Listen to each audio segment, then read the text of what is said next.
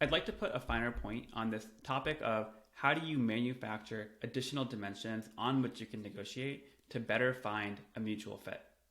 And the core idea here is that you want to find where there's alignment between you and the company. As you can see, a lot of alignment going on in this wood paneling. So think about a spectrum of how aligned are your incentives with the company for different parts of the offer. On one end, you have unaligned, and on the other end, you have very aligned. So a good example of something which is completely unaligned is for the signing bonus.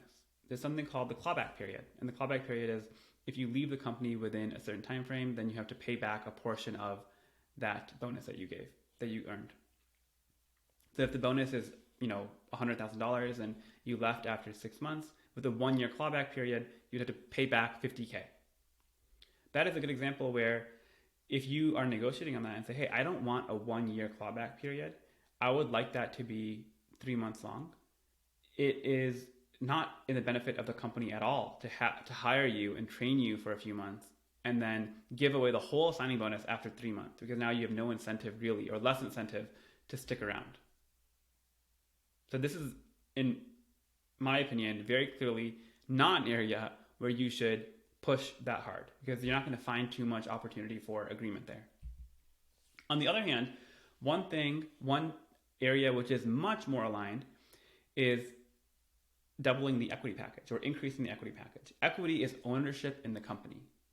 And if the company does well, then you do well. So the incentives are very aligned for both company and employee to row or to navigate in the same direction. So that's an area where you're much more likely to find success in moving the number in the way that you want.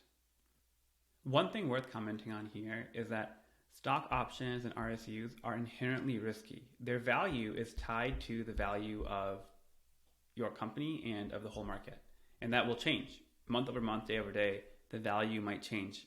And so because you're taking on more risk when you take on more equity, that should translate to more reward. That is a really good argument on how you can make a distinction between equity versus salary. So you can increase your equity maybe $20,000 a year instead of your salary, which is $5,000 a year, right? And so if you are okay with that level of risk, then that's a really good trade-off to make, especially if you're able to do it with a big, stable, blue-chip company like the Magnificent Seven or FANG. Historically, these companies have done really well in the market, and it's hard to see a world where they'll go bankrupt anytime soon. And so you really are minimizing downside risk, but you have the opportunity to make a lot more money if you favor compensation paid out in that way as opposed to salary. There's one more dimension here, which is around what can the recruiter actually do for you? And this is where having that open dialogue and understanding what are the parameters that the recruiter can have leeway on is important. One example where the recruiter very rarely has any ability to help you is around 401k match or a performance bonus. These are things that are fairly standardized, or the performance bonus are not going to be determined until you've been at the company for at least a few months. And so for you to make that a sticking point of the negotiation is not going to get you very far. The recruiter can't help you in these dimensions.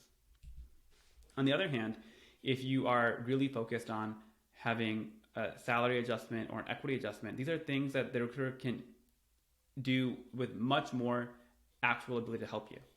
And so the social capital that you are building up with the recruiter is very important. You want the recruiter to go to bat for you.